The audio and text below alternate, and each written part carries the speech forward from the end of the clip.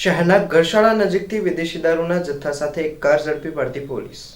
Bhavnagar LCB staff Bhavnagar શહેર વિસ્તારમાં પેટ્રોલિંગમાં હતું। એ દરમિયાન બાતમીરાએ હકીકત મળેલી કે કેવિન કાંતિભાઈ પટેલ નામનો શખ્સ ગરશાળા નજીક સ્વરાદિવાન ફ્લેટ પાસે પોતાની કબજા ભોગવટની બ્રેઝા કાર જેનો રજિસ્ટર્ડ નંબર GJ04CR12માં વિદેશી દારૂનો જથ્થો વેચાણ અર્થે રાખેલ છે। બાતમીવાળી જગ્યાએ પહોંચી રેડ કરતા ઉપરોક્ત રજિસ્ટર્ડ નંબર GJ04CR12 નંબરવાળી કાર હાજર મળી આવતા કારની તપાસ કરતા વિદેશી દારૂની કુલ અલગ 19 નંગ બોટલ જેની કિંમત 11,790ના મુદ્દામાલ સાથે કારને હસ્તગત કરી હતી। આરોપી હાજર ન મળી આવતા આરોપી કેવિન કાંતિભાઈ પટેલને શોધવા ચક્રો ગતિમાન કરાયા છે।